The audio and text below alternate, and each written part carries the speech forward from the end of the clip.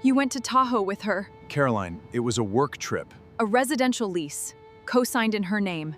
This time, I'm not waiting. The sound was small. That was the thing about it. Such a small, ordinary sound for the thing it carried. A single chime from her phone. The household account app. The one she set up herself 3 years ago because someone had to manage the finances, and Grant had never been interested in the logistics of their daily life. Only in the larger picture.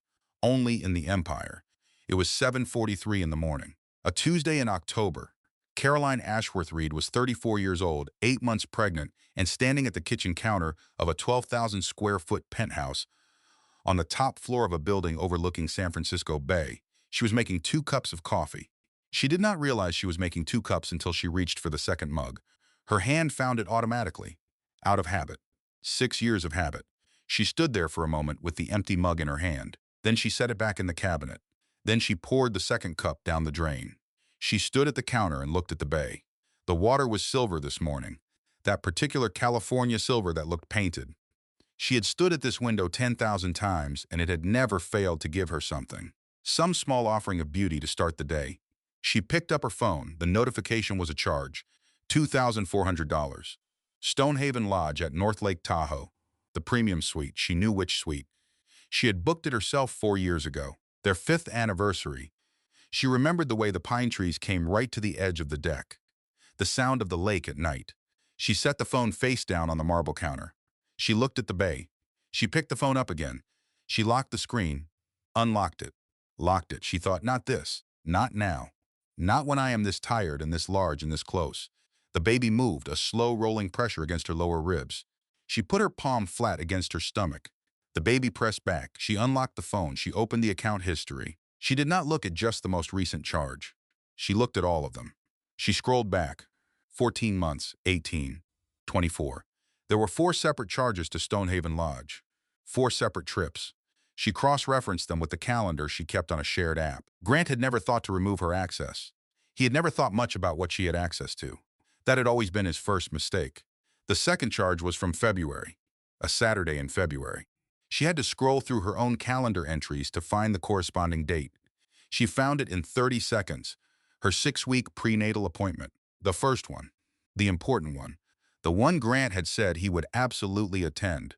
He called from the office that morning to say he was running behind. He said he would meet her there. She sat in the waiting room and looked at the door for 45 minutes before the nurse called her name. She told herself it was fine. She told herself he had tried. She had told herself a great many things. The coffee went cold while she stood there. She sat down on the kitchen floor. The marble was cold through her cardigan. She did not move to get something warmer.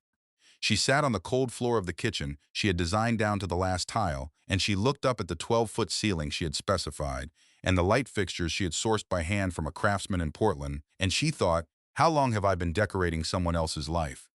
She stayed on the floor for a long time. The bay turned from silver to gold as the sun climbed. She watched the light change on the water from where she sat.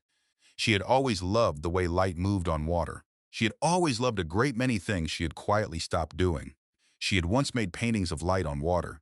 She had not painted in 3.5 years. Grant had never said do not paint. He had simply made the world they lived in so full of his needs, his schedule, his events, his image, his expectation, that there had been no room left over for anything as impractical as watercolors. She had let that happen. She understood that.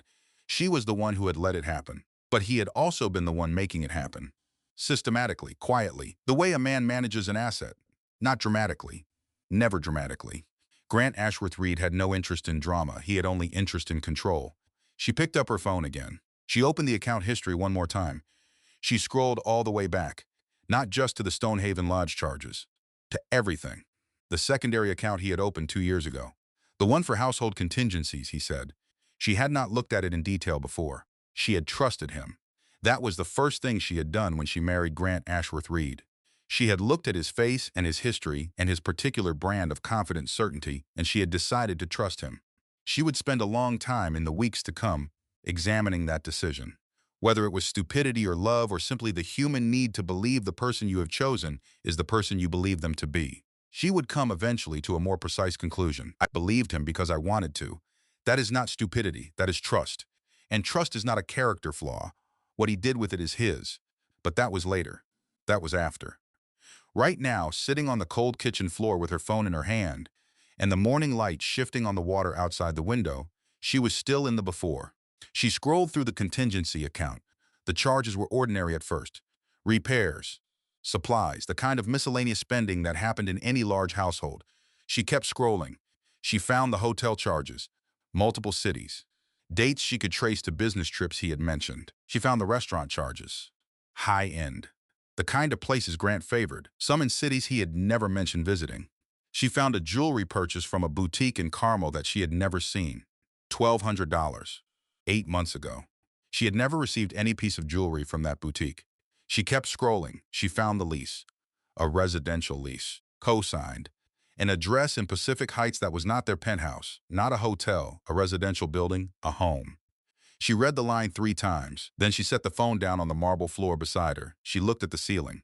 The light in the kitchen was very beautiful at this hour. She had designed the window placements herself to capture the morning light from the east. She had specified the exact angle. She had stood in the empty space before construction was complete and held up paint samples and imagined how the light would fall. She had been very good at her job. She picked the phone back up. She did not call Grant. She had already decided she would not call Grant. She knew what calling Grant would produce. The patient voice, the reasonable explanation, the gentle pivot toward her emotional state rather than his behavior. He would ask if she was feeling all right.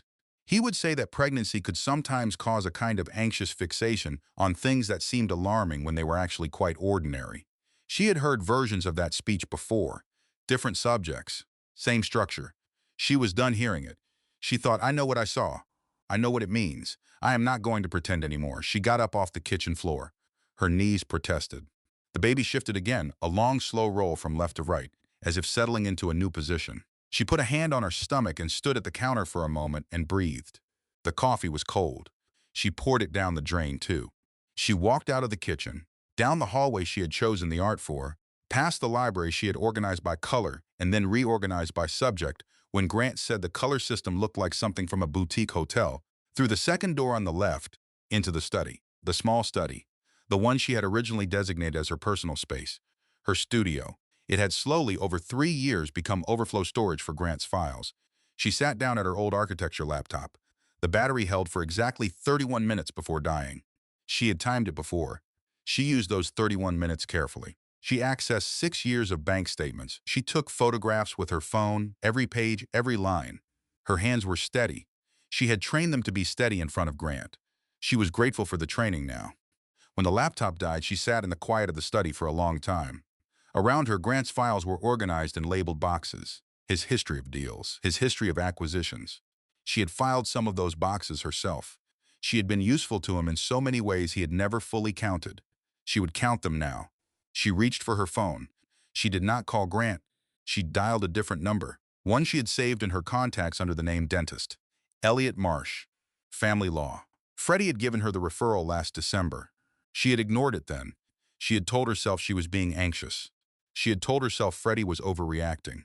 She had not been anxious. Freddie had not been overreacting. She had simply not been ready to look. The phone rang twice. A woman answered, professional. Calm Elliot Marsh's office, she said. I would like to make an appointment, Caroline said. My name is Caroline Beaumont, not Ashworth Reed. Not yet. Not in this office. Beaumont had been her name for 28 years before she gave it up. It could be her name again for a phone call. Of course, the woman said. When are you available? Thursday morning, Caroline said. Early. She made the appointment. 8:30. Thursday. Grant was due home Thursday afternoon. She did not tell him about the appointment. She did not tell him about the statements. She did not tell him she had started thinking about what she would pack first. She stood up and walked back through the apartment. She walked slowly, deliberately. She looked at everything she had chosen, the art, the light fixtures, the tile in the hallway, the custom millwork in the library, the kitchen counters she had sourced from a quarry in Vermont, the view she had arranged the furniture to frame. Every single surface in this apartment had been chosen by her hands and her eye and her knowledge. She had designed space from the concrete shell out. She had spent 2 years of her life building it into what it was. It was a beautiful apartment. She had never once felt entirely at home in it. She understood now why. She walked to the window. The bay was gold now, full morning light. She put her hand on the glass. It was cool against her palm. She stood there for a long time. She did not cry. She was saving it for something worth crying about. She did not sleep well that night. This was not new. Sleep had become complicated at 7 months. The baby required constant negotiation about position. Her back had opinions. The pregnancy pillow was helpful but not miraculous. But this night was different. She lay in the dark of the guest room, which she had moved to 2 weeks earlier under the pretext of not disturbing Grant with her restlessness. And she stared at the ceiling and she thought about the lease. A residential lease. In Pacific Heights. She thought about the address. She had not looked up the address yet. She was not ready to see it. Not tonight. She had a sense that once she knew exactly where it was, she would be unable to stop imagining the rooms, the furniture, the life that had been built inside 4 walls she had never seen. She was not ready for that particular image yet. So she lay in the dark and she thought about the timeline instead. 14 months of charges at Stonehaven Lodge. 14 months of hotel-restaurant charges in cities Grant had described as business trips. 14 months of whatever this had been while she arranged his calendar and managed his household and attended prenatal appointments alone and grew their child inside her body. 14 months. The baby had existed for 8 of those months. The baby had been made during those months. The baby was growing right now, this moment, in the dark guest room, while the man who had made promises to both of them was asleep down the hall or not asleep or making a call she was not supposed to know about. She had been so careful not to look. She understood that now. She had not been oblivious. She had been deliberate. She had looked at the small things that did not quite fit, and she had arranged them in her mind in a pattern that was acceptable. His phone face down on the counter. The calls he stepped outside to take. The way he was sometimes very present and then suddenly very far away, as if returning from somewhere she could not follow. She had noticed all of it. She had chosen to construct a different explanation. Because the apartment was beautiful. Because the life was comfortable. Because she was 8 months pregnant, and leaving a marriage when you were 8 months pregnant was the kind of thing that happened to other people. She lay in the dark and she thought, I have spent 6 years being very skilled at not knowing things. It was not a comfortable thought, but it was an honest one.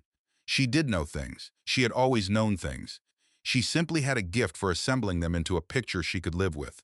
She did not have that gift anymore. At 4 in the morning, she gave up on sleep. She got up carefully, the way she did everything carefully now, with attention to weight and balance, and the particular vulnerability of carrying something precious inside your body in the dark. She put on her robe.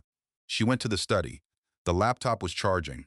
She sat down and she opened it, and she did something she had been doing in pieces since the previous morning. She built a full accounting. She had the account history photographs on her phone. She transferred them to a document on the laptop. She organized them chronologically. She cross-referenced them with the shared calendar. Every charge, every date, every location. She was an architect. She had spent 15 years reading documents, looking for the thing that did not fit, the stress point in the structure, the load that was being asked to go somewhere it was not designed to go. She was very good at finding those things. She found them now. The pattern was not subtle. It had never been subtle. It was only invisible when she was not looking directly at it. 15 charges in 14 months. 3 hotels in 2 cities. 4 restaurants she could not connect to any business meeting he had described to her. 2 personal shopping charges in Carmel. The jewelry boutique. A spa. A florist. And the lease. She wrote the address down on a piece of notepaper. Then she looked it up. The building was 12 blocks from their penthouse. A pre-war building on a tree-lined block in Pacific Heights. She found it on a real estate website. 4 floors, beautiful cornices. The kind of building that cost a great deal to live in without advertising the fact. She looked at it for a long time. Then she looked up the name on the lease, Petra Lance. She wrote the name carefully on the notepaper, in her architect's print, clean, square letters. She sat with the name for a moment. Then she picked up her phone and called Freddie. It was 4:42 in the morning. Freddie picked up before the second ring. Caroline, she said. Just that. Her voice was awake. Freddie had been half awake waiting for this call for 8 months. Caroline understood that now. Tell me, Caroline said, whatever you know. Whatever you have been not telling me, I need you to tell me now. A pause. Long enough for Freddie to sit up, to find the lamp, to prepare herself. I need to sit down first, Freddie said. Freddie. Okay. A breath. Honey, I am going to say something I should have said 3 years ago, and I need you to hear me. Really hear me. I am hearing you, Caroline said. It is Petra Lance, Freddie said. His director of strategic partnerships. I heard things from 3 separate people over the past year. I kept thinking it was gossip. I kept hoping it was misread or exaggerated or that I was wrong. You were not wrong, Caroline said. A silence. No, Freddie said. I did not think I was. Caroline looked at the name on the notepaper. Petra Lance. 2 words. 24 hours ago she had not known this name. Now it was the most important name she knew. I need to make another call, she said. Caroline, are you okay? Are you safe?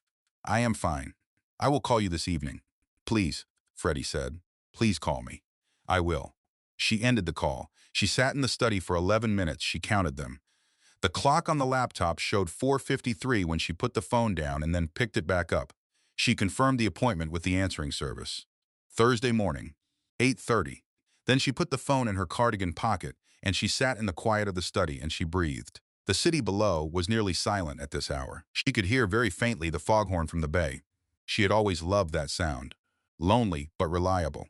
Always there. She thought about Petra Lance in the building 12 blocks away. She thought about what Petra Lance knew about her. She thought about what Petra Lance had been told. She suspected Petra Lance had been told a version of events that made Grant the reasonable party and Caroline the complication. She had seen Grant create that version of events before, not about their marriage, about other things. A business associate who had trusted him and been disappointed. A family member who had expected something and received less. Grant was very skilled at constructing the story in which he was the pragmatic realist, and everyone else was insufficiently flexible. She had watched him do it. She had never once thought he was doing it to her too. She thought about that. She sat with the specific discomfort of it. The way intelligence did not protect you from being blind about the person you had chosen to love. She had believed the performance. She had wanted to. There was a difference between being deceived and being complicit in your own deception. She knew that. She was not going to lie to herself about it. She had some responsibility in this. She had looked at the small signs and chosen not to assemble them into the truth. But she had not created the signs. She had not created the situation. She had not co-signed a lease in Pacific Heights and taken someone to Tahoe during her wife's prenatal appointment. He had done those things. She had simply trusted him enough to look away. She was done looking away. She stood up and walked out of the study and down the hall. Grant's bedroom door was closed. She stood outside it for a moment. She could hear nothing. He was asleep, probably. He slept easily. He always had. She had often thought it was the sleep of a man with a clear conscience.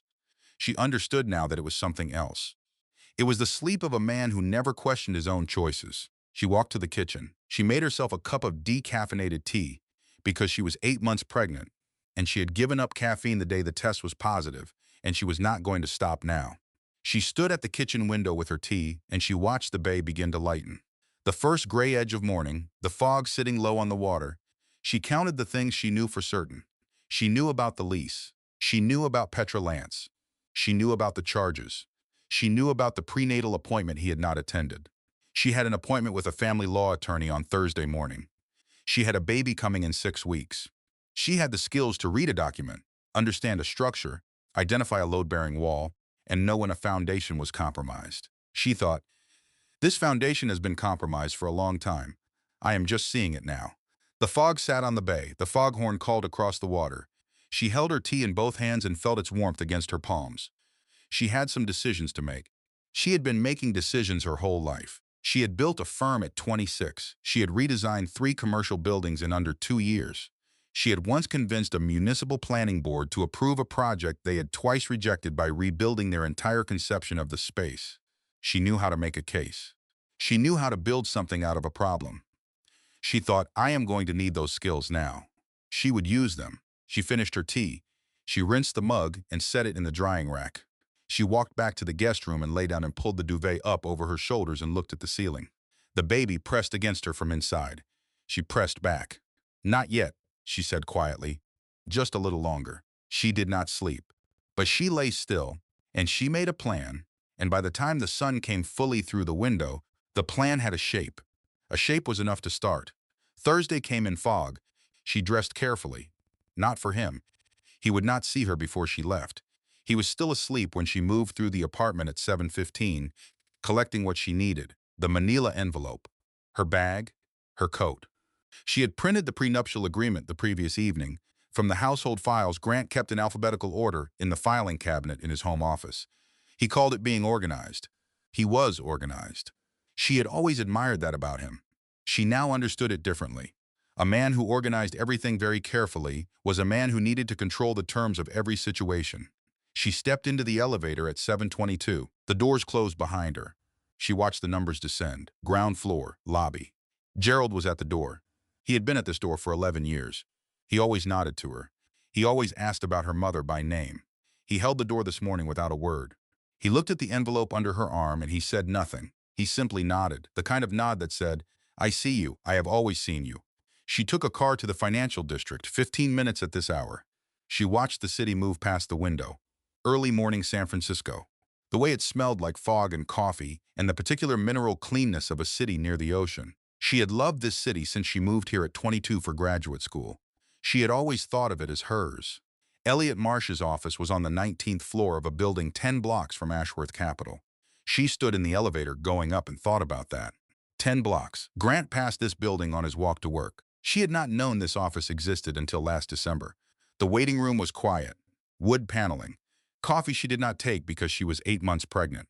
A receptionist who asked her name and wrote it without commenting on the envelope or the pregnancy or the specific expression that Caroline suspected was on her face.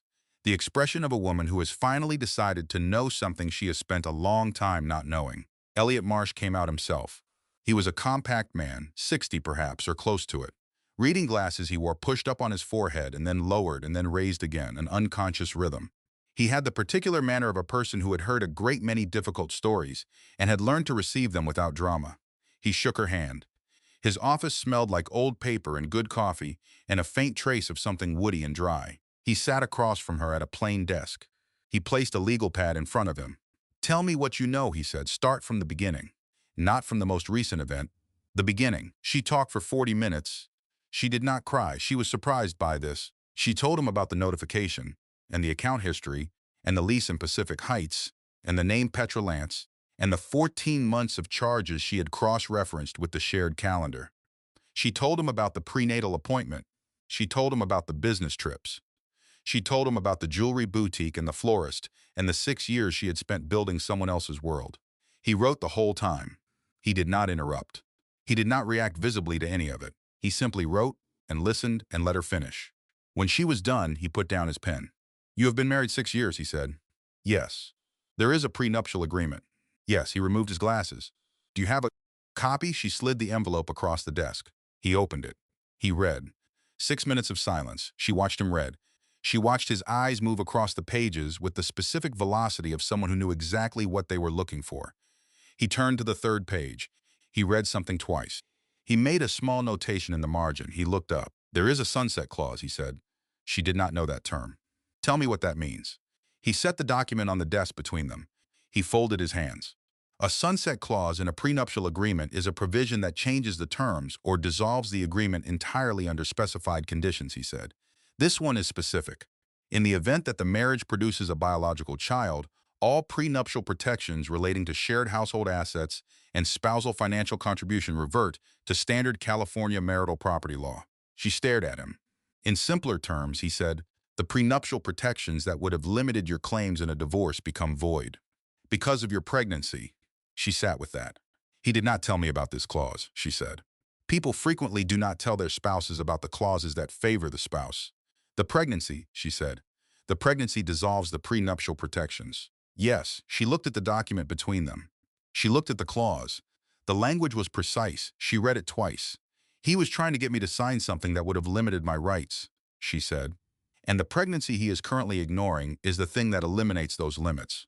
"That is accurate," Elliot said. She thought, "He is not as smart as he thinks he is." She did not say it out loud yet. She kept it. She put it somewhere she could find it later. "What are my options?" she said. "We have time to discuss those," Elliot said. "Before we do, I need to ask you something practical. Do you have access to financial accounts in your own name only?" "I have a credit union account I opened when I was 22, she said. "I maintained it throughout the marriage. I never closed it. It has a modest balance." "Is it in your name only?" "Yes." "Good," he said. "That matters more than you may realize." He leaned back slightly. He looked at the document again. He looked at her. "The clause changes your position significantly," he said. "Combined with what you have described about the financial accounts, the residential lease, the offshore structured secondary account, you may be looking at a situation considerably more complex than a standard high-asset divorce." "How complex?" she said. That depends on documentation, he said. The more you can show, and the sooner, the stronger your position becomes. She nodded. She was thinking. She was thinking the way she thought when a project help revealed a structural problem she had not anticipated. Not with panic, with focus. A problem with a structure could be solved if you understood the physics of it. He is due home today, she said. This afternoon. I know, Elliot said, which is why you are here this morning. She looked at him. There was something in his voice, not warmth exactly. Respect. I want to maintain the status quo for now, she said. I do not want him to know what I know. Not yet. That is wise, Elliot said. I need time to understand what I am entitled to before he knows I am looking. Also wise. She stood, she put on her coat, she extended her hand, he shook it. It is Caroline, she said. Not Mrs. Ashworth Reed. He nodded. Caroline. She was back at the penthouse by 11:15. Grant came home at 2:47. He was slightly tan. He kissed her cheek. He smelled like the outdoors and the particular brand of soap they kept at the Tahoe property. She knew the brand because she had ordered it. She had selected it from a list of options from a boutique supplier. She had selected it because he had mentioned once that he liked it. How were the meetings, she said. Productive, he said. The Mercer deal may close sooner than we expected. That is good news, she said. She handed him his mail. She asked about his flight. She made conversation that was exactly the conversation she would have made before Tuesday morning. She was so practiced at this that it cost her almost nothing. He did not notice any difference in her. He never had. She watched him take his bag into the bedroom, and she stood in the kitchen, and she thought about the prenuptial clause. She thought about the way the structure of what he had built was already beginning to fail in ways he could not see. She thought, I know what I saw. I know what it means. I am not going to pretend anymore. She was pretending right now. But there was a difference between pretending and pretending while you gathered information. The first kind was surrender. The second kind was architecture. She had always been very good at architecture. The next 10 days were the strangest of her life. She knew, he did not know she knew. She lived inside that gap. She had not understood until now how much of her life had been shaped by not knowing, by the careful management of her own perception. She had been so skilled at it that she had mistaken it for contentment. She had looked at the surface of things and called it peace. Now she looked at everything differently. She noticed the way he set his phone face down on every surface near her. She counted the times he stepped outside to take a call. 3 times on Thursday evening. Twice on Friday morning. Once on Saturday, standing on the balcony in the cold, his back to the glass, speaking very quietly. She did not strain to hear. She did not need to. She had the name. She had the address. She had the documents. She had everything she needed to build the case. What she was doing now was simply watching.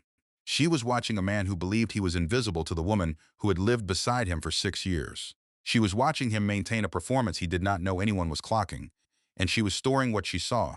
Not with anger, not yet. With precision. The anger was there. She felt it the way you feel a weather system before it arrives. A pressure change. A particular quality to the light. She knew the storm was coming. She was not going to let it arrive before she was ready for it. She researched Petra Lance. She did this on her old laptop in the study, in the evenings when Grant was at a business dinner, or somewhere she was not required to attend. She kept the study door closed. She had closed the study door 1,000 times. He had never once knocked. Petra Lance, 29 years old, graduate degree from Wharton. She had joined Ashworth Capital 3.5 years ago, which was, Caroline calculated, approximately 4 months after a particular business trip to New York that Grant had described as a recruiting trip. Her professional photograph showed a woman who looked precisely like the kind of person Grant would find compelling. Sharp-featured, self-possessed. The kind of ambition that wore itself quietly but was visible once you knew where to look. She did not look careless. She did not look like a person who would have chosen to be the other woman, in the traditional sense of that term. She looks, Caroline thought, like a person who was told she was the first woman. That thought settled something in her, not softened her anger. Organized it, directed it. Petra Lance was not her enemy. Petra Lance was, in a specific and terrible way, in a version of the same situation she was in. The situation of believing Grant Ashworth Reed was the person he had presented himself to be. The difference was that Caroline had legal leverage and 6 years of evidence. Petra had emails and promises. She called her mother on Thursday evening. Sylvia Beaumont answered on the first ring. She always did. She had always done this, and Caroline had always counted on it in a background way, the way you count on something so reliable it becomes invisible. She understood right now why invisible reliability was the most precious kind. Caro, her mother said. Mom. She was sitting on the edge of the guest bed. Her back ached. The baby was very heavy tonight. I need to tell you something. I know, Sylvia said. This was not surprising. Sylvia Beaumont had been a registered nurse for 32 years. She had spent a career reading what people did not say. She had been reading Caroline for 34 years. She had probably known something was wrong 3 phone calls ago. All of it, Caroline said. She told her. She told her about Petra Lance and the lease and the statements and the prenuptial clause. She told her about the prenatal appointment. She told her about Elliot Marsh and the meeting and the things Elliot had said about the financial structure. Her mother was quiet for a long time. Then she said, I raised you to be smarter than this situation. And you are. You just forgot for a little while. I did not forget, Caroline said. I chose not to look. That is different. Yes, Sylvia said. It is different, and it is harder to forgive yourself for. But you will. I do not know who I am without him, Caroline said. Outside of the penthouse, outside of the life. I gave up the firm. I gave up my projects. I became something that existed entirely in relationship to his needs. And I do not know what is left when that is gone. You are my daughter, Sylvia said. You designed buildings from nothing at 26. You can design a life. She did not cry. She was still surprised by this. She had expected to cry when she told her mother. She had expected it to break open. But something else was happening instead. Something quieter than crying. More durable, she thought. I stayed because I was afraid of what it meant about me if I left. And I am going to have to sit with that. She did not say this yet. She kept it. She would give it to a therapist in a few weeks when she was ready. She would say it precisely, and it would be one of the bravest things she had ever done. But tonight she simply told her mother good night, and she pulled the duvet up, and she lay in the dark guest room, and she listed to herself the things she knew how to do. She knew how to read a structural document. She knew how to identify a false load. She knew how to take a broken space and understand what was holding it up and what was not. She knew how to draw something out of nothing. She had done it for 15 years before she stopped. She had not stopped because she had run out of skill. She had stopped because there had been no room left. She was going to make room. On Saturday, there was a charity gala, the Ashworth Foundation, Grant's mother's event. She had attended this event for 6 consecutive years. She had worn the right dress each time. She had said the right things. She had stood beside Grant while he worked the room, and she had been, without ever being asked to be, the perfect complement to his image. She wore ivory tonight, the only gown that still closed around her at 8 months. She stood at the mirror and looked at herself and thought something she did not expect. The woman in this mirror knows something that no one in that room will know tonight, including her husband. I have never felt more powerful in my life. She examined that. She turned it over. Power is not the same as control. He controls everything in that room. But I am the only person who knows the true shape of this situation. That is a different kind of power. She put on her coat and she went downstairs. Gerald held the door. The gala was at the Foundation building in Soma. Constance Ashworth greeted them at the door. 71 years old. Structured Chanel. The particular warmth of a woman who had never been naturally warm and had trained herself to perform it so long the performance had become her. She kissed Caroline near the cheek. You look tired, darling, Constance said. Pregnancy agrees with some women more than others. Hello, Constance, Caroline said. You look exactly the same as always. This was true. It was also not entirely a compliment. She stood near the bar with a sparkling water, and she watched Grant work the room. He was extraordinary at this. She had always known it. He moved from person to person, and he gave each of them his full attention. He made every person feel discovered. He smiled, and he remembered the names of their children, and he asked the right questions. She had once found this dazzling. She watched it now the way she watched a building she had designed. She knew exactly what held it up. She knew exactly what did not. The facade was intact. The foundation was compromised. She had built better things than this, and she had known when to walk away from a structure that could not be saved. The evening moved. People congratulated her on the pregnancy. She smiled and thanked them and said the things they expected her to say. She watched Grant across the room. She thought, I have been watching you perform for 6 years. I never once thought I was the audience. She was done being the audience. She sipped her sparkling water. She counted the days until Thursday. Freddie came on a Monday. She brought Thai food from the place in the Mission, the one Caroline had stopped ordering from 2 years ago when Grant said it was not appropriate for the building. She had accepted this the way she had accepted 100 small corrections, without much argument, without examining whether she wanted to argue. Freddie sat on the kitchen floor because Caroline was sitting on the kitchen floor, and Freddie had spent 20 years following Caroline onto whatever floor or rooftop or stairwell she ended up on in a crisis. She did not ask why the floor. She simply sat down. They ate pad see ew with chopsticks from the containers. The marble was cold. The kitchen smelled like garlic and basil and the particular warmth of food that was made by someone who cared about it. Tell me everything, Caroline said. Freddie set down her chopsticks.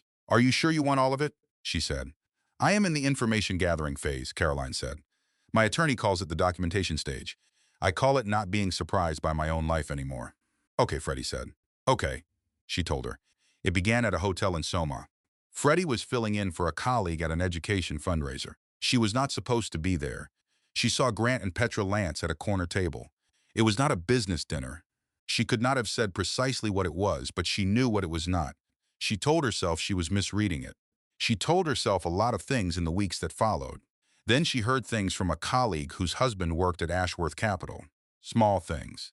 The kind of things that could mean nothing individually and meant a great deal together. She told herself it was gossip. She told herself she was wrong. Then 8 months ago, she ran into Petra Lance at a coffee shop in Hayes Valley. Petra was with a friend. Freddie was at the counter ordering. She heard Petra say, he is going to tell her when the time is right. She heard her say, he promised me. The week before, Caroline told anyone she was pregnant. Caroline was quiet for a moment. 8 months ago, she said, yes. So when I called you and told you about the pregnancy, Caroline said, when I was so happy, when I said it was the best thing that had happened to me in years. Yes, Freddie said. Her voice was very low. I know, Caro. I did not know what to do. You were so happy. You were the happiest I had seen you in a long time, and I could not. You should have told me, Caroline said. Not angry. Not yet. Simply stating the fact of it. I know, Freddie said. I know. I am sorry. I kept thinking the right moment would come, and there was never a right moment, and There is no right moment for this, Caroline said. There is only knowing and not knowing. I would have preferred knowing. A silence. I am sorry, Freddie said again. Caroline picked up her chopsticks. The pad see ew is really good, she said. Freddie let out a breath that sounded like it had been held for 8 months. I know. I missed it. They ate in silence for a while. The food was warm and good. Caroline had not realized how hungry she was. She had not been eating well. She had been eating the way you eat when food is fuel and not pleasure. She had forgotten that food could be pleasure. She was remembering that now. I am not angry at you, she said. I need you to know that. I am angry at him. I am angry at myself a little, not at you. What you did was wrong, but I understand it, and I am not going to carry it. Freddie looked at her. How are you so calm? I am not calm, Caroline said. I am organized. There is a difference. She ate another bite. The garlic and the noodles and the particular sweetness of Thai soy sauce. She had missed this. She had missed a great many things she had slowly stopped allowing herself. She was going to stop that. She had her 32-week prenatal appointment on Wednesday. Grant said he would come. He texted at 8 that morning to say a call had run over. He would try to make it. He did not make it. Dr. Nora Fields was a woman in her mid-40s with short hair and reading glasses, and a directness that Caroline found, in this moment, deeply moving. She checked the baby's heartbeat. She checked Caroline's blood pressure. She checked her iron levels. She did these things carefully and professionally, and then she put down her clipboard. She looked at Caroline. Your baby is healthy, she said. Are you? Caroline looked at the ceiling of the examination room, white acoustic tile. A small water stain in the corner that had been there for at least the past 2 appointments. I am leaving my husband, she said. She had not planned to say it. It simply came out. The words in the room where she was, finally, being asked a real question. I have not said that out loud until this moment, she said. Dr. Fields was quiet. She sat with it. She did not reach for reassurance or professional distance. How are you feeling about that, she said.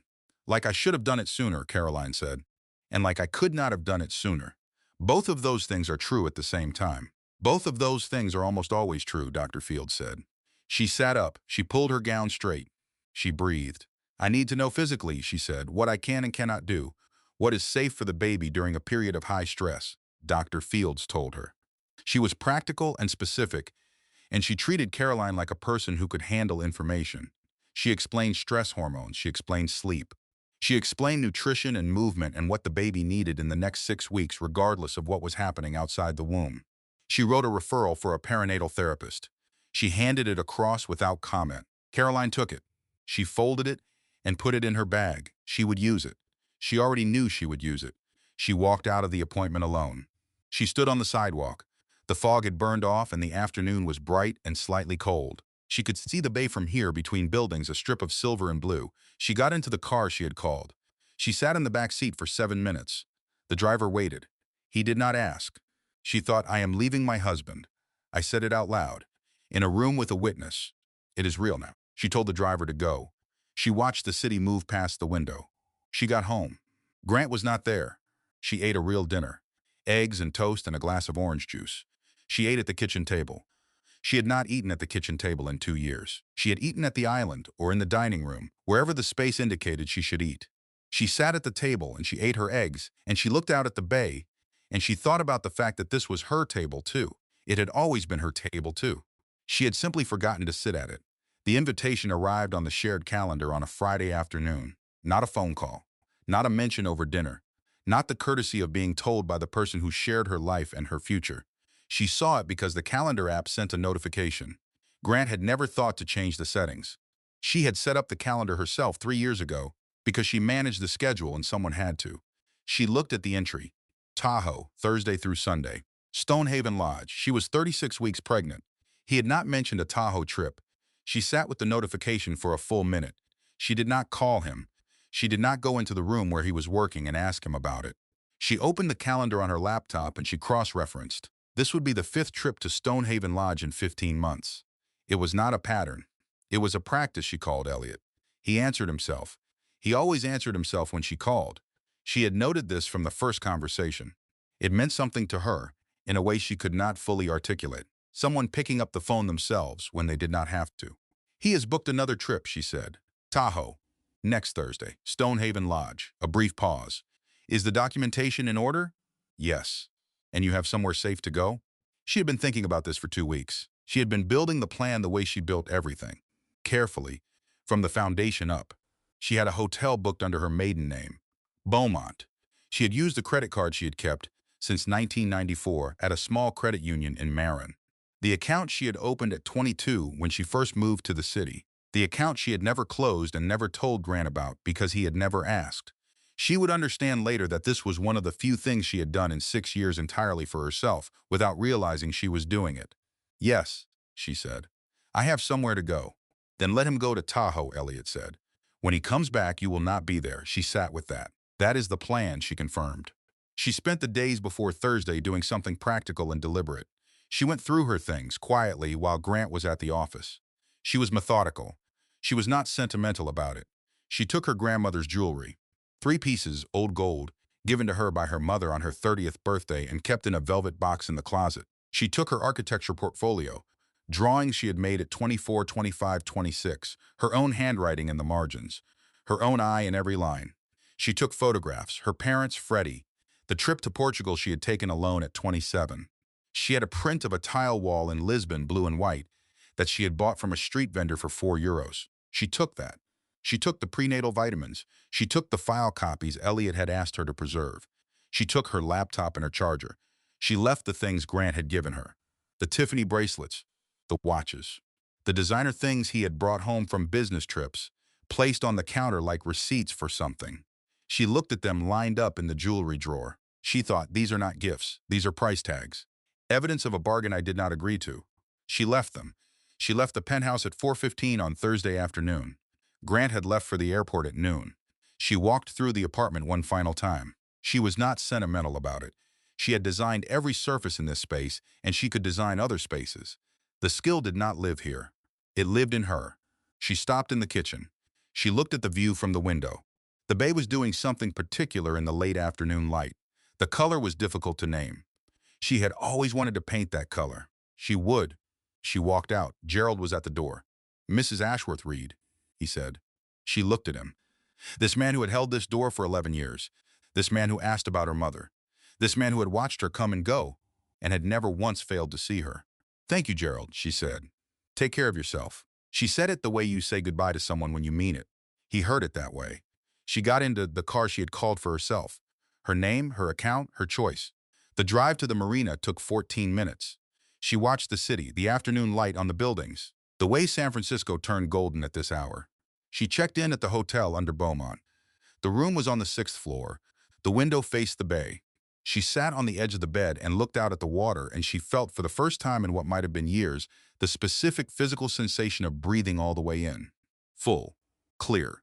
Hers. Her phone rang at 7:30. Grant, she watched it ring. She did not answer. He texted, "Hey, how are you feeling? All okay?" She did not reply. At 9, he called again. At 9:15, a third time. She turned the phone face down on the nightstand. She had done this so many times. Turned her phone face down on a surface so she did not have to see what was on it. She had done it every time she looked at an account notification and chose to leave it unread. She had done it to avoid knowing. Now she was doing it because she already knew everything she needed to know. The difference between those two things was everything. She lay down. She pulled the duvet up over her shoulders. The room smelled like clean cotton and something faintly cedar. The bay was dark through the window, but she could see the lights of the cities across the water. Oakland, Berkeley, the hills behind them. She had not slept properly in 6 weeks. She slept for 9 hours straight. In the morning, the light came in through the window and fell across the foot of the bed, and she lay there and looked at it and thought, this is the first morning, not the last, the first. Grant returned from Tahoe on a Sunday. She knew this because the Ashworth Capital private jet had a tracking feature she had access to. She had been on the manifest enough times to have it saved in an app on her phone. He had never thought to remove her from it. The plane landed at 2:14 in the afternoon. She was in her hotel room. She had ordered room service for lunch. A proper lunch. A salad and a bowl of soup and a piece of bread and an apple. She had eaten every bit of it at the small table by the window, looking at the bay, listening to the sound of the city below. She tried to imagine him opening the penthouse door. She imagined him putting down his bag, calling her name, walking through the rooms, finding them as she had left them, her things gone, his things untouched. She had not left a note. She had not left a gesture. She had simply left completely and deliberately as a person who was done. She had been so careful not to make it a scene. She understood that a scene would give him something to manage. An argument would give him something to deflect. A letter would give him words to use against her later. She gave him nothing except absence. Absence was harder to argue with. Gerald sent her a text at 3:07. It said he stood in the lobby for 4 minutes. Nothing else, no context, no explanation. Just the observation of a man who had watched this household for 11 years and had decided, in the quiet way of someone who knows what they know, which side of this he was on.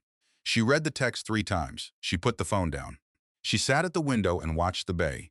He called at 3:14. She watched it ring. He called at 3:26. She watched it ring.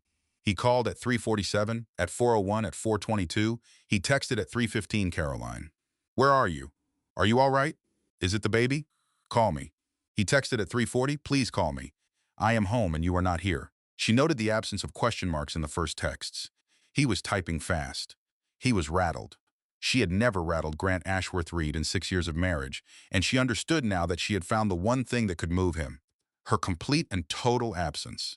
She waited until 5 in the afternoon. She texted back. She wrote, I am safe. The baby is safe. I will be in contact through my attorney. She put the phone down. She picked up the room service menu. She ordered a cheeseburger and sweet potato fries and a slice of chocolate cake. She had not had a cheeseburger in 3 years. She ate the cheeseburger watching a documentary about migratory birds on the hotel television. She ate the fries one at a time because she liked to eat fries one at a time, and no one was going to have an opinion about it. She ate the chocolate cake last.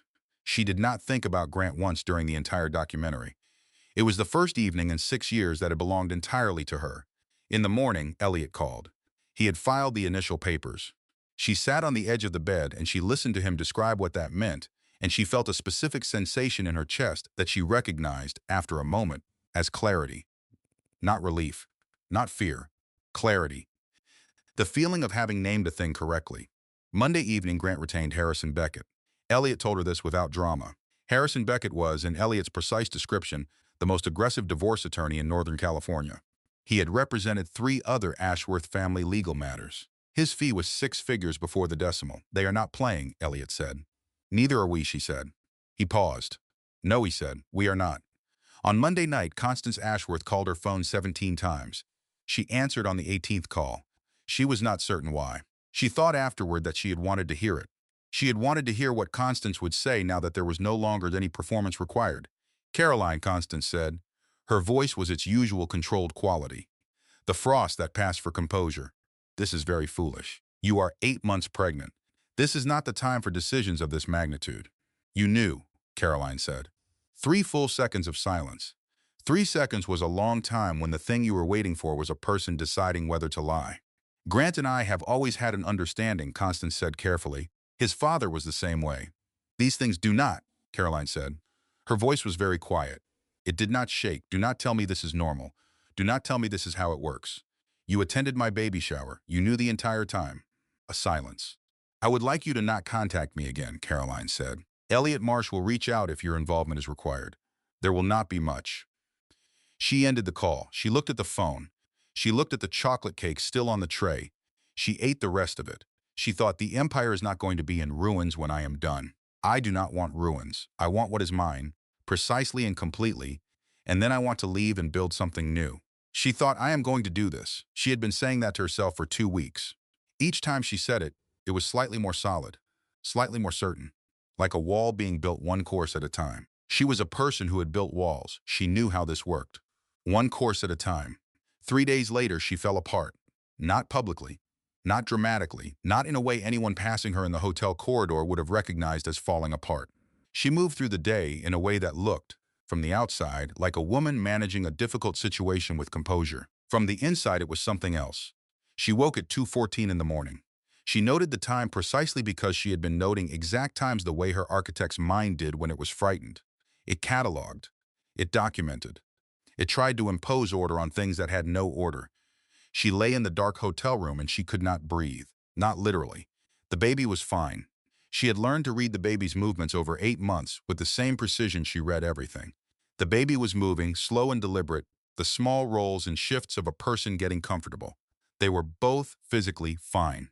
But she was lying in a hotel room she had booked under a name that had been hers for 28 years before she gave it up.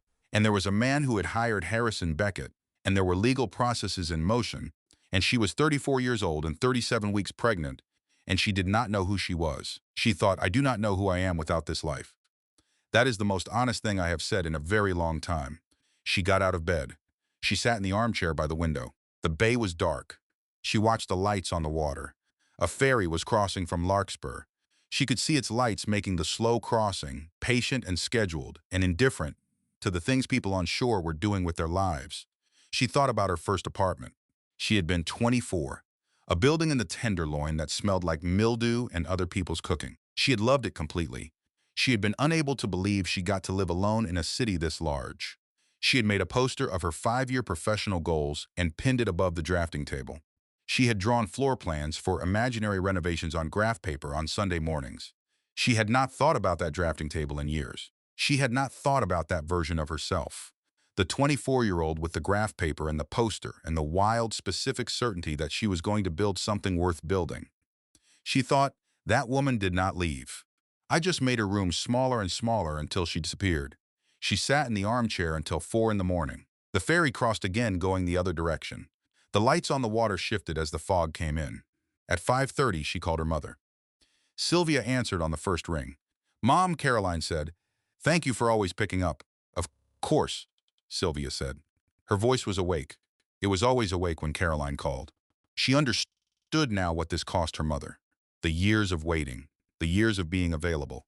She thought, I am going to be that for my daughter. I am scared, she said. I know, Sylvia said. I do not know who I am without this life. That is the most honest thing I have said in a very long time. You are my daughter, Sylvia said, and you are about to become someone's mother. And you used to be a woman who designed things out of thin air. That woman did not leave. She just moved to a smaller room for a while. Caroline laughed. It surprised her, the laugh. It came out thin and watery, but it was real. She could feel the difference between a real laugh and a performance of one. She had been performing laughter for years. This was the real kind. She made herself very small, she said. She did, Sylvia said, but small does not mean gone. I am going to need to build a whole new everything. Not from nothing, Sylvia said. From you. That is different from nothing. She sat with that. From you. That is different from nothing. She kept that. She folded it up carefully and kept it. At 8 in the morning, Elliot called. He had news. Thomas Greer, Grant's chief financial officer, had been contacted by his personal attorney. Thomas Greer's name appeared on 2 of the financial documents in the secondary account structure. His exposure legally was personal and significant. His attorney had suggested that cooperation with the opposing side might be the wisest course of action. He is going to talk to us, Elliot said. Voluntarily, she sat up in the chair. How does that change things? Significantly, Elliot said. Are you ready for the financial picture to become larger than we already know it is? Yes, she said. She was shaking slightly.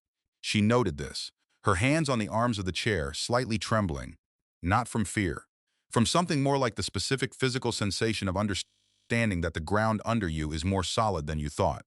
She was not shaking because she was afraid. She was shaking because something was moving. Yes, she said again. I am ready. After she ended the call, she sat in the armchair for another 20 minutes. She thought about the ferry crossing the bay in the dark. She thought about her drafting table at 24. She thought about the 5-year goals she had made into a poster. She could believe in things again. Not the things she had believed in before. Those were gone. But other things. Her own things. She thought starting over means starting from myself. Then she picked up the phone and called the hotel spa. She asked about prenatal massage. She made an appointment for the next morning.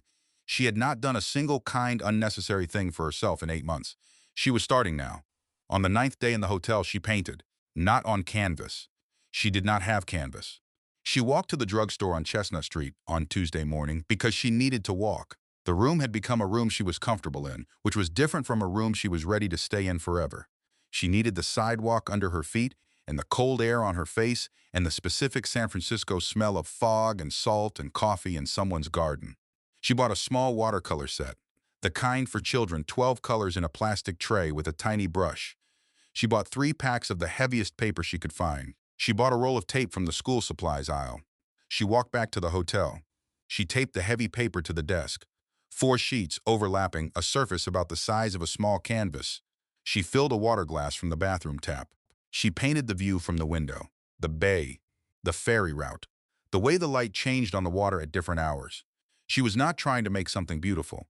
She was not trying to show anything to anyone. She was trying to make something that was hers. It took 3 hours. At some point during the second hour, she stopped thinking about the divorce. She stopped thinking about the prenuptial clause and Petra Lance and Harrison Beckett, and the number Elliot had mentioned when describing what the offshore accounts might total. She was only in the painting. She had forgotten about that. The inside of a painting. The way it was a room with no doors. The way time moved differently in it. She had not been inside a painting in 3.5 years. She taped it to the wall above the desk when it was dry. She stood back and looked at it. I am still someone who makes things. She kept that thought. She kept it the way she had kept the thought about starting from herself. She was building a small collection of thoughts that were true and hers and durable. She called Freddie. I painted something, she said. Freddie was quiet for a moment. Really, on hotel stationery, with a drugstore set, it looks like what it is, but I made it. Oh, Caro, Freddie said. I am not asking for a compliment. I wanted to tell someone. I am glad you told me. She ordered a real breakfast after she hung up. Eggs and toast and a proper coffee with real cream. She ate at the desk, looking at the watercolor. The baby was calm this morning. She could feel small movements, but gentle ones. The quiet kind. She sat in the morning quiet of the hotel room and she thought about what Elliot had told her. Thomas Greer's cooperation was the key. He called that afternoon. The offshore accounts were in the Cayman Islands. They were structured through a secondary limited liability company called Paragon Asset Partners.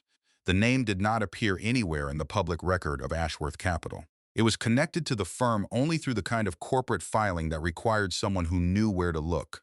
Thomas Greer knew where to look. He had been looking for 6 years because he was the one who had set them up. The amount held in those accounts was not a rounding error. Elliot was careful when he said it. He gave her the conservative estimate first, $60 to $80 million. She sat down on the edge of the bed. He hid money, she said. Before and during the marriage, Elliot said, with documented assistance from his CFO, the Paragon LLC was established. When, she said. 3 months before he proposed to you. She looked at the watercolor on the wall. He had been planning the hiding before the beginning. Before the wedding. Before the prenuptial agreement. Before any of it. He had proposed to her knowing he had already structured the money he would not share. She sat with that. What are my options, she said. Several good ones, Elliot said, and some excellent ones given what we now have. Can we meet tomorrow morning? 8:30, she said. She put the phone down. She looked at the watercolor, the bay in the morning light, the way she had tried to catch the color of the water at a particular hour and almost succeeded. She thought about the buildings she had designed, about the time she had looked at a structural problem and seen not just the problem, but the solution underneath it. Grant had built a structure he believed was invisible. He had hidden the load-bearing elements. He had made the surface beautiful and expected the beauty to distract from what was underneath. She knew how to knock on a hollow wall. She knew what it sounded like. She picked up her phone and confirmed the prenatal massage appointment for the following morning before the attorney meeting. She was learning something about herself. She functioned better when she was not running on empty. She functioned better when she ate real meals and walked outside and allowed herself the occasional luxury of a warm room and someone's skilled hands on her shoulders. She had spent 6 years running on discipline and pride and the quiet fuel of not wanting to let anyone down. She was going to start adding other fuel. She looked at the watercolor one more time. Tomorrow she would do this again, different paper, different light. She wanted to try the afternoon color, the way the fog started to come in from the west and turned everything slightly gold and gray at once. She had time. She had a hotel room with a view. She had a small plastic tray of colors and a glass of tap water. She had enough. She did not expect it. She was sitting in the armchair by the window on a Thursday evening. She had been reading. A real book, a physical book from the small shop on Fillmore Street she had walked to that afternoon. She had bought 2 books. She was reading the first one, a novel about a woman in Ireland in the 1940s who rebuilt her family's farm after her husband's death. She was 200 pages in. Her phone rang. She looked at the number. She did not know this number, but she had been doing something for the past 2 weeks that she had never done consistently before. She had been searching names. She had been cross-referencing. She had been building a file in her mind and on paper of the people in this situation. She had looked up Petra Lance's contact information. It was on the Ashworth Capital website, under the leadership team, Director of Strategic Partnerships. Her direct office number was there. She recognized the area code, the exchange. She stared at the screen. She answered. "Hello," she said, a long silence. "You answered," Petra said. Her voice was not what Caroline had expected. She had expected corporate. She had expected the sharp Wharton cadence of the professional photograph. She heard something younger, something that had been held for a long time. "Yes," Caroline said. Another pause. "I did not think you would." "I was curious," Caroline said. "It seemed like a good reason." Petra Lance took an audible breath. "He told me you knew. He said he told you, months ago, that you had an arrangement. That the marriage was, he said it was a financial partnership at this point. He said you had both agreed." "He lied to you," Caroline said. The silence this time was very long. "He told me he was going to leave you," Petra said. Her voice had changed. The corporate quality was gone entirely. What was left was a 29-year-old woman who had been holding a promise for 19 months. After the restructuring. In the spring. "He has been saying spring for 2 years. "Yes," Caroline said. "He is good at spring. I did not know about the baby," Petra said. The crack in her voice was audible now, clear. She was not performing this. "I swear to you I did not know. I found out when people started talking, when the news came out. He never told me you were pregnant." Caroline looked at the bay. The light was doing that thing she had been trying to paint. The late afternoon golden gray. She had not managed to capture it yet. She was getting closer. "I am sorry," she said. Petra did not respond for a moment. "You are sorry," she said slowly. "For what?" "We have both been deceived by the same man," Caroline said. "That does not make what happened acceptable. It does not make your choices acceptable. But you are not the architect of this situation. He is. He built this. He maintained it deliberately. He did it to both of us." A silence. "What do you want from this call?" Petra said. "What are you looking for?" "Documentation," Caroline said. "Texts. Emails. Anything that constitutes evidence of the representations he made to you. About the marriage, about the arrangement he claimed existed, about the promises he made regarding the future." A pause. "Why?" Petra said. "My attorney is building a picture," Caroline said. "The more complete the picture, the less Grant Ashworth Reed can shape the narrative afterward. He is very good at shaping narratives. He has done it for years to both of us." "If I give you documentation," Petra said carefully, "what happens to me? Professionally." "You will need your own attorney," Caroline said. "I can give you a name, someone who handles this specific kind of situation. Someone who is not Elliot Marsh because Elliot represents me, but someone who is equally good." A pause. "You had this ready," Petra said. Something in her voice that was adjacent to respect. "You were already thinking about this." "I am an architect," Caroline said. "I think structurally. I think about what holds things up and what does not. Grant's story does not hold up, and the sooner it comes down, the sooner we are both free." The silence stretched. She waited. "I will forward the emails," Petra said. "All of them." "Thank you." "I am sorry," Petra said. "I want you to know that. I am genuinely—" She stopped. "I know that does not fix anything." "It helps a little," Caroline said. She ended the call. She put the phone in her lap. She looked at the painting she had done that morning. The bay at 9 in the morning. The silver and the gold together. She had gotten the silver right today. The gold still escaped her slightly. She would try it again tomorrow. She thought about what Petra Lance's voice had sounded like, the way the corporate quality had dropped away completely by the end, the 29-year-old underneath it, the woman who had been told she was the real one, the future one, the one he was choosing for 19 months, and who had believed it. She did not feel triumph. She was surprised by the absence of triumph. She had expected that this call, when it came, would feel like something won. It felt more like a reckoning. Two women sitting at phones at opposite ends of the same city, having been shaped by the same man's lies, finding their way through them on a Thursday evening in October. She picked up her book. She read for another hour. She was at page 260 when the woman in the story found the old deed to the farm. When she understood that it had always been hers, she had just not known to look. She put the book face down on the chair arm. She looked at the bay. She thought, it was always mine. I just did not know to look. The light outside had gone fully to dark. The water was black and silver. The lights of the East Bay reflected in it, moving slightly. She picked up her phone and texted Freddie. She typed, she called. Freddie texted back in under a minute. Tell me everything. She smiled. She picked up her book again. She would tell Freddie everything tomorrow. Tonight she was reading about a woman in Ireland and the farm that had always been hers. Elliot called on a Monday. We have the emails, he said. 47 messages, 19 months. She had them forwarded to a secure email address Elliot had set up for exactly this purpose.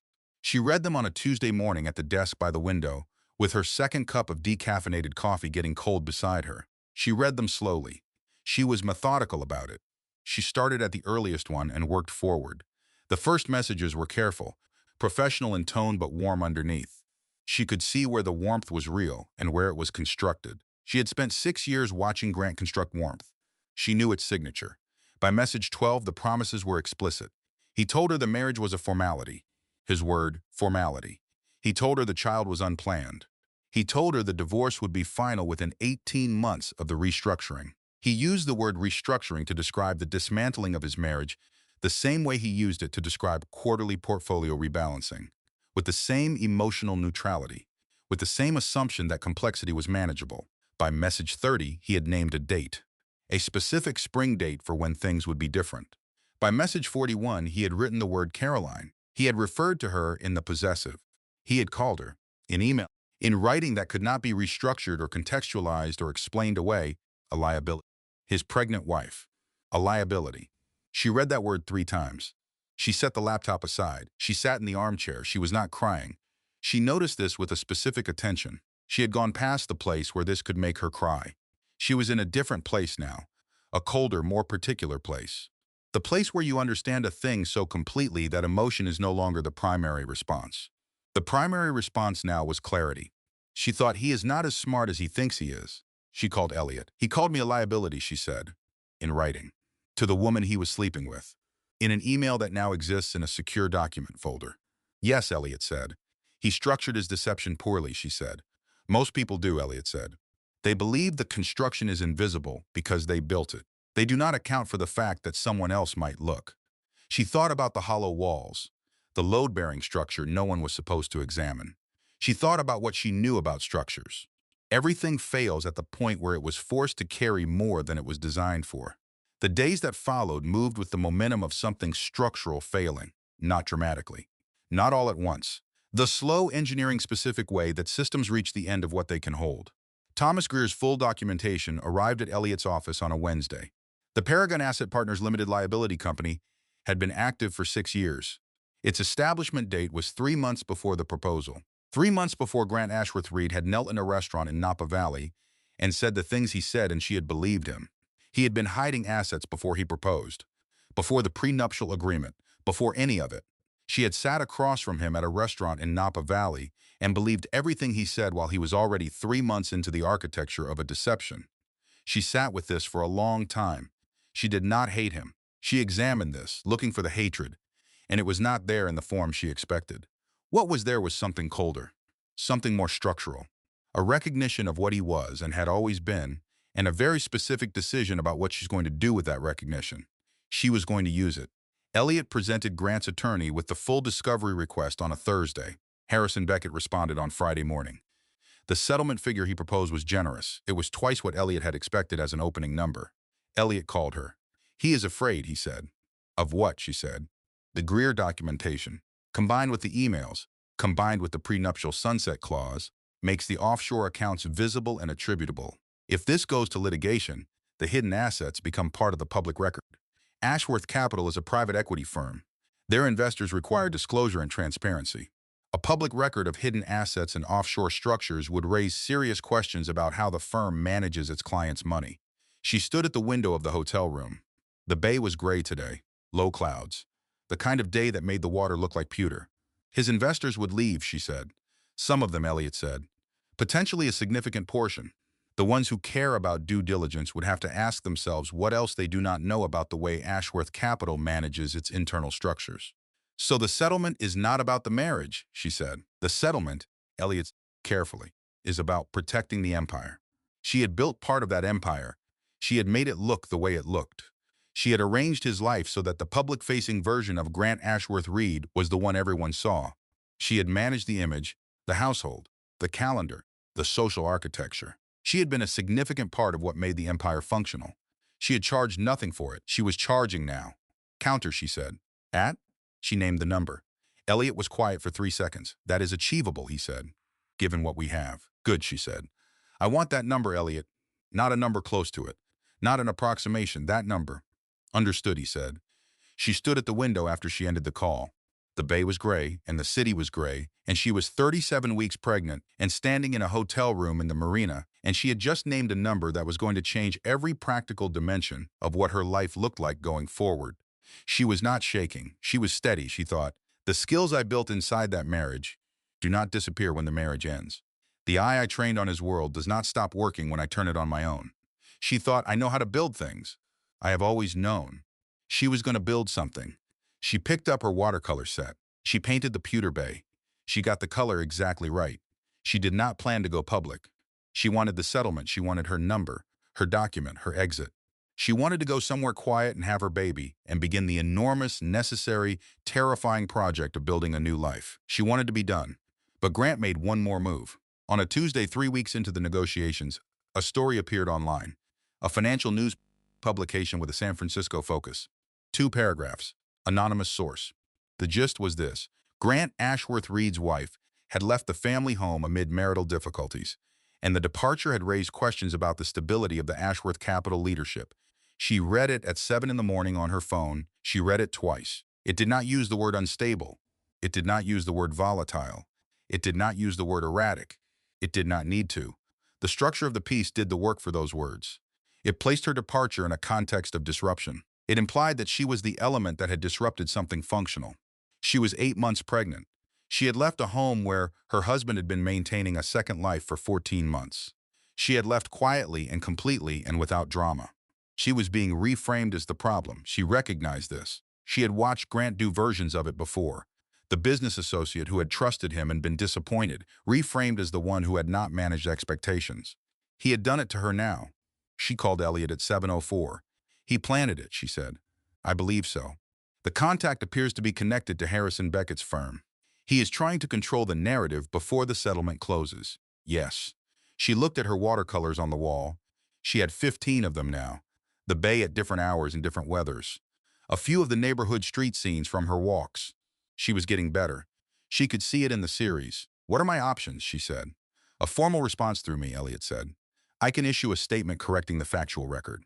Or, you could speak for yourself, he said. A brief first-person account. To a journalist you trust. Calm. Factual. She thought about this. She thought about the women she knew who had stayed quiet. Not because they were weak, but because silence had seemed like the safer option. Because speaking was a risk and staying quiet was a known cost. She thought about Constance Ashworth, who had known for 14 months and said nothing, who had attended the baby shower with a gift wrapped in white ribbon and sat in the front row and said nothing. She thought about the girl she had been at 24, making posters of her professional goals, believing in the life she was going to build. That woman had never been silent about anything she believed in. I know a journalist, she said. She had gone to graduate school with a woman named Margaret Osey. Margaret now wrote long-form pieces for a national magazine. Not a tabloid, not a gossip outlet, something that won awards for its journalism. She called Margaret that afternoon. I am not giving you a sensational story, she said.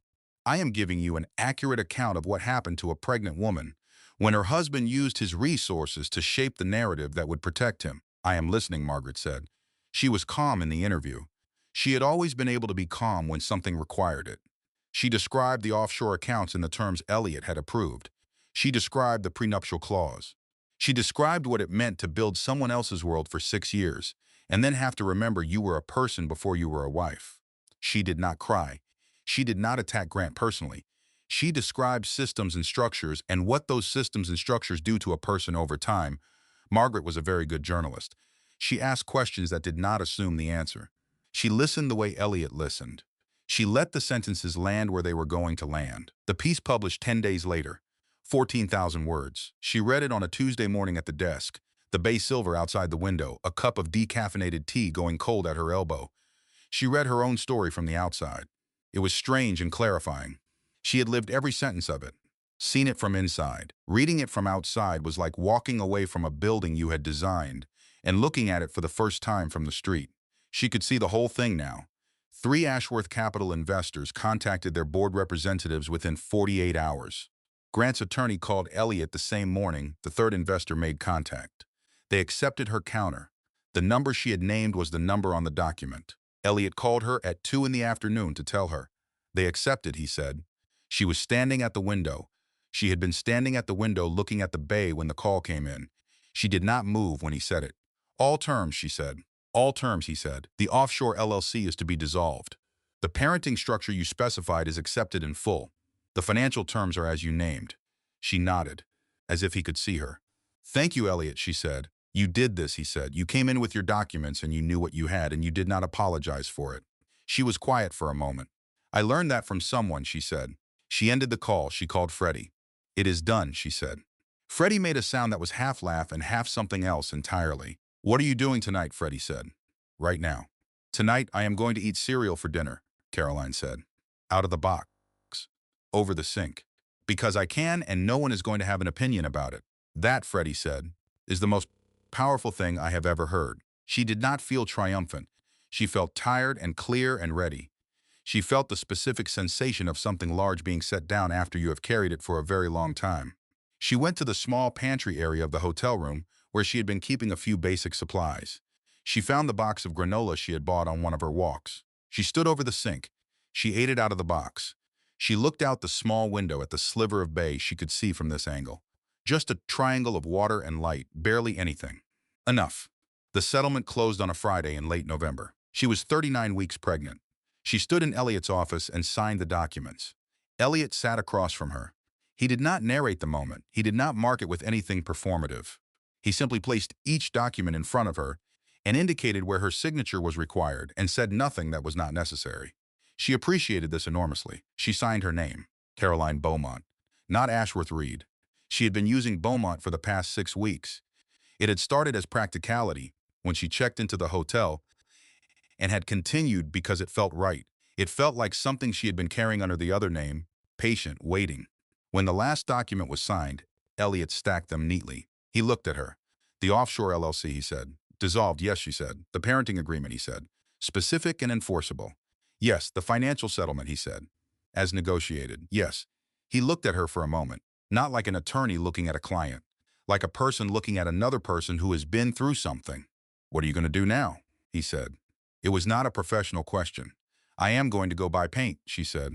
She took a car from the financial district to a hardware store in the marina. She had already been to the new apartment 3 times. She had measured the nursery. She had stood in each room with the morning light and the afternoon light and understood what it could be. The nursery faced east. Good morning light, the best light. She wanted to paint it something that would hold that light without competing with it. She stood in the paint aisle for 30 minutes. She held samples up to the overhead store light, which was nothing like the light in the apartment, but she knew how to translate. She had been doing this her whole professional life, reading the light in one context and understanding it in another. 11 different samples. She eliminated 8 of them immediately. Too gray, too yellow, too cold, too loud. 3 remained. She held each one and thought about what she wanted the room to say to the person who would live in it. She thought about what she would have wanted as a child to look up at in the first room that was her own. She chose the green, the color of new leaves in the spring just after rain, the color of the specific moment when winter was over and the world was making itself again. She had seen this color 1,000 times but never used it. In a professional context, she would have called it too specific, too personal, not appropriate for someone else's home. This was not someone else's home. She bought the paint. She bought the rollers and the tape and the drop cloth. She carried it out herself in 2 bags, moving slowly because she was 39 weeks pregnant and careful was the right speed for this. She moved into the apartment the following Saturday. Freddie came to help.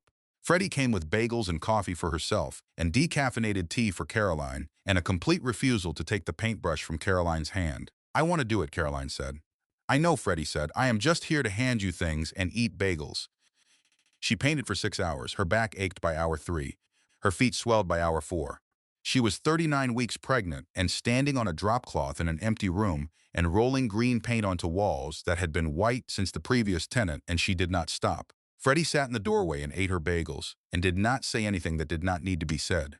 She handed Karen some fresh tea when the cup was empty. She made a cheese sandwich for lunch without being asked. She put on music at some point, something soft, and the music filled the empty apartment, and the smell of paint mixed with the smell of new place, and the light moved from morning to afternoon on the east wall. When it was done, Caroline stood in the doorway and looked. The green was exactly right. She had known it would be. She had known the moment she held the sample up in the hardware store aisle. "This one is real," she said. Not to Freddie. To herself. To the room. This was the first thing in 6 years she had chosen purely because she wanted it. Not because it was appropriate. Not because it would be approved of. Not because it fit within someone else's image of what their home should be. Because she wanted it. That was all. Freddie came and stood beside her. They looked at the green room together. "It is the right color," Freddie said. "Yes," Caroline said, "it is." Her mother arrived on Monday. Sylvia came on the ferry from Marin with 3 casseroles wrapped in foil and a begonia in a terracotta pot and a very specific plan for the hospital bag that she had been refining for 4 weeks. She also came with the architecture portfolio. She had rescued it from the storage unit where it had been for 3 years. She set it on the desk in the 2nd bedroom, the room Caroline had claimed for herself. "I thought you might want it close," Sylvia said. Caroline opened it. The drawings were from when she was 23, 24, 25, 26. Her handwriting in the margins in pencil. The language she used to use to describe what she was doing, how the light falls here. Load transfer at this joint. The way the space opens here. Let it. She turned the pages slowly. She had been so sure at 25, so specific about what she was building and why and for whom. She had not yet learned to subordinate that certainty to someone else's preferences. She had learned it after, too well. It was still there. Looking at these drawings, she could see it. Alive and specific and entirely hers. "I want to do this again," she said. "I know," Sylvia said, "not right away. After the baby. After things find their shape. But I want to build something again." "You already are," Sylvia said. She closed the portfolio carefully. She put it on the desk. She looked around the room. Her desk. The window she had chosen for its northern light. The begonia on the windowsill, already doing something in the afternoon sun. She thought about the studio she wanted to build eventually. Small, 3 rooms, natural light from the north. A drafting table at the center. She was not ready for it yet. She was ready to want it. That was enough for now. She thought, "I am building something. Not just escaping something. I am building something of my own." She felt the baby move, strong, definite. "Soon," she said. She sat down in the chair at the desk. She opened the portfolio again. She began reading the drawings the way she read something new. There was a version of this chapter where she confronted him. She had planned it. She was someone who planned.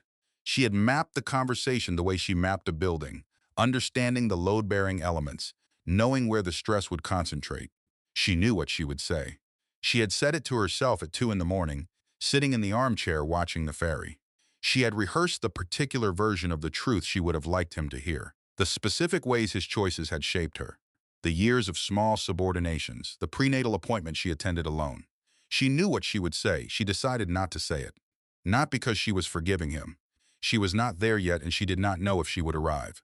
Forgiveness was a project she might undertake eventually. For herself, not for him. She decided not to confront him because she did not want the last significant experience of this chapter of her life to be in a room with Grant Ashworth Reed. She did not want his reactions to be the punctuation mark on her story. She wanted to write her own ending. So she wrote it as something smaller, as a series of moments that added up to the thing she actually wanted, which was not confrontation but reclamation. She met Freddie for coffee on a Tuesday, the coffee shop near the apartment, the one where the owner had learned her name in the first week. She liked this.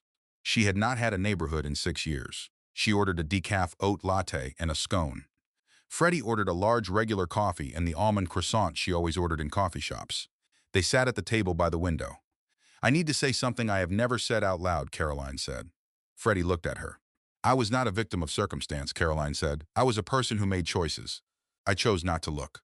I chose to keep the life because the life was beautiful and I did not want to examine the foundation. That was something I did. And I have to own it in order to move past it."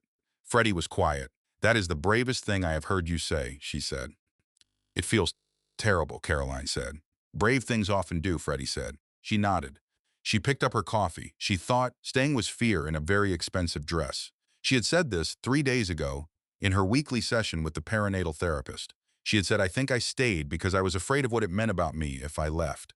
I confused staying with loyalty and staying with strength, and the confusion kept me there." And then she had said it.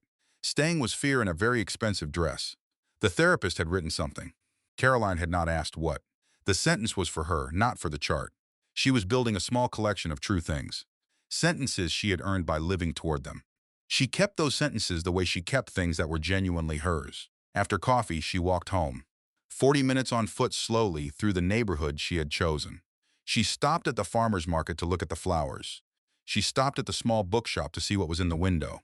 She stopped at the bakery because the smell of it reached the sidewalk. She moved at the speed of a person who lived here. She had not moved at that speed in 6 years.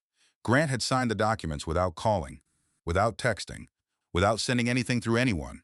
No final message, no gesture. She had anticipated this. A man like Grant Ashworth Reed does not give you a goodbye because a goodbye would mean the terms were yours. She thought about this. She turned it over. She expected to find something painful inside it. She found almost nothing. She was done needing things from him. That was the truest measure of how far she had come from Tuesday morning in the kitchen with the second cup of coffee. She had stopped needing things from him. She was reorganizing the kitchen. It was 10:30 at night. Frances Sylvia was not yet born, but she was very close, pressing low and insistent. And Caroline had not been able to sleep. She was reorganizing the kitchen because she had a system for it now, and the system was hers, and putting everything in the right place, according to her own logic, was a form of pleasure she had not known she was allowed. She put the mugs where she could reach them easily. She put the spices in alphabetical order because she liked alphabetical order, and no one was going to tell her to change it. She put the cutting boards next to the stove and the colander next to the sink. She stood back and looked at it. Good. She made herself a cup of chamomile tea. She sat at the kitchen table. She could see the street below from this window. A quiet street at 11 o'clock. A man walking a dog. Two people coming home from somewhere. The ordinary invisible life of a neighborhood. She thought, starting over means starting from myself. She had been afraid that it meant starting from nothing. That the years inside his life had consumed what she was. That she would come out the other side of this and find empty space where Caroline Beaumont used to be. But she had painted the nursery herself.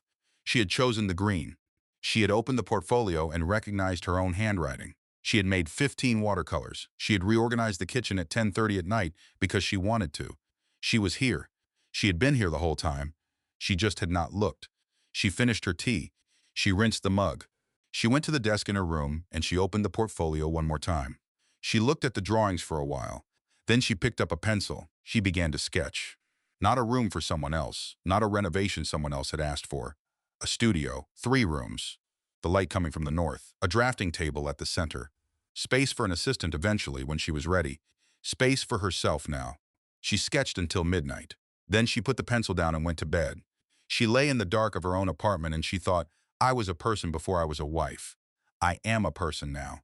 She had said this in the interview. She had said it plainly and calmly and on the record. She had said it knowing it would be read by people who needed to hear it. She had needed to hear it too. She fell asleep quickly. She dreamed of the studio, north-facing windows, good light, the drafting table at the center, a high ceiling, the sound of a city outside. She dreamed herself in it. The baby came on a Thursday. It was December. The early kind of December that in San Francisco still held some warmth in the afternoons but was cold by evening. She had known, waking at 5 in the morning, that this was the day. The way you know something your body has been preparing for is finally here. Not sudden. The culmination of a long preparation. She called Sylvia first. It is time, she said. I am already on my way, Sylvia said. She had been in Marin 25 minutes on the ferry. She had probably been half dressed for this call for 2 weeks. She called Freddie second. I am coming, Freddie said. Do not have the baby until I get there. I cannot make that promise, Caroline said. She sat in her apartment for 45 minutes before she felt she needed to go. She sat in the armchair by the window. Outside, the street was waking up. Fog still on everything. The particular December cold that smelled like eucalyptus and sea. She had lived in this city since she was 22. This city was hers in a way that the penthouse had never been. She had not understood until she was in this apartment, in this neighborhood, looking at the street, what the difference was. A city was yours because you chose it, because you walked through it at your own pace and found the things that mattered to you. The bookshop, the bakery, the farmer's market, the way the light came over the hills from the east on clear mornings. The penthouse had been a stage. She had been a performance on it. This apartment was a home. She had not had a home in 6 years. She had now. She picked up her bag.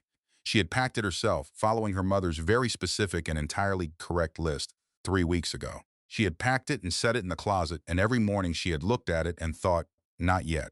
Still not yet. Today now. She locked the door behind her. She walked down the stairs. The lobby was ordinary and slightly dim and smelled like the building's particular combination of old wood and something faintly floral, and she loved it the way you love ordinary things that are completely yours. She had always had good instincts for spaces. She had chosen this one for herself. The labor was 12 hours. Her mother was there for all of it. Freddie came and stayed in the waiting room when Caroline needed quiet, and came into the room when Caroline wanted her. Dr. Fields checked in twice. The nursing team was extraordinary. She was surrounded by people who were paying attention, not just to the medical facts of what was happening, but to her, the person, the woman, the one who was doing something she had never done before. She did not think about Grant during the labor. She had been afraid she would. She had wondered if his absence would be its own kind of presence. It was not. He was absent, and the absence was simply absence. Nothing more. Frances Sylvia was born at 7:14 in the morning. 7 pounds and 2 ounces. A full head of dark hair. A very loud opinion about having arrived. She was placed on Caroline's chest, and she was warm and heavy and real in a way that nothing in the past several months had been quite real. Caroline looked at her. She thought, there you are. It was the only thought she had for a long time. The room was noisy for a few minutes with the particular controlled efficiency of medical professionals, and then it was quiet, and Caroline was holding her daughter, and the light in the room was coming in through the window on the east side of the building. She had not planned for the light. She had not chosen this delivery room for its light. But the light was there anyway, and it was the color of something she had never seen before. She had spent 15 years studying the way light moved and what it could do to a space, and she had never seen this particular color. She held her daughter and looked at the light, and she could not find the name for it. She understood after a moment why. She had never been in this room before, this specific first morning. She had never had this before. She thought, this is the color of something beginning. Sylvia came in first. She stood in the doorway and looked at her daughter holding her granddaughter. She did not say anything. She did not need to. Caroline looked at her mother's face and saw everything she needed to see. Sylvia crossed the room and sat beside her and looked at the baby. Hello, Sylvia said to the baby, very quietly. I know you. She probably did. She had been talking to this child through Caroline's phone for months. Freddie came in after. She came in with both hands up slightly, the way she always moved when she was trying not to knock anything over. Oh, Freddie said. She said it like a sentence. She sat on the other side and looked. She looks like you, Freddie said. She looks like herself, Caroline said. Yes, Freddie said. That too. She had named her daughter before she was born. She had decided on the name at 3 in the morning in the hotel room, 3 days after she left the penthouse, sitting in the armchair watching the ferry. She had held the name up and turned it in her mind the way she held paint samples up to the light. Frances Sylvia Beaumont. Not Ashworth Reed. Not hyphenated. Not a compromise. Beaumont. The name that had been hers for 28 years before she gave it away. The name on the credit union account in Marin. The name she had checked into the hotel under. The name that had been waiting, patient in the smallest but most intact part of herself. Frances was her grandmother's name. Her mother's mother, who had died when Caroline was 11 and who she remembered with specific precision, the smell of her kitchen, the way she kept a garden, the sound of her voice reading out loud. Frances Sylvia Beaumont. She said it out loud in the delivery room, just to hear it. It was exactly right. 3 days later, she was in the apartment. She had been home for 1 day. Her mother was in the guest room. The refrigerator was full of things Sylvia had brought over. The apartment smelled like the food her mother had been quietly making, and the particular clean smell of the new life that had entered the space. She laid Frances Sylvia in the crib she had assembled herself using the manual and her own spatial reasoning and a certain amount of an internal commentary about that diagram on step 9. The baby settled. Both small fists raised. Both eyes closed. The slow, even breath of a person entirely new to breathing, still amazed by it. Caroline stood in the doorway of the green room. The morning light was coming in from the east, falling across the floor and the crib and the walls in exactly the way she had anticipated when she chose the apartment. She had stood in this empty room and looked at the windows and understood what the morning light would do here. She had been right. She looked at the watercolor she had hung on the wall. Not the bay. She had painted this room last week, with Frances 3 days away. The light, the crib she had already placed, the green walls. It was the best thing she had made. She knew it without false modesty and without performance. She walked to the desk in her room. The portfolio was on the desk.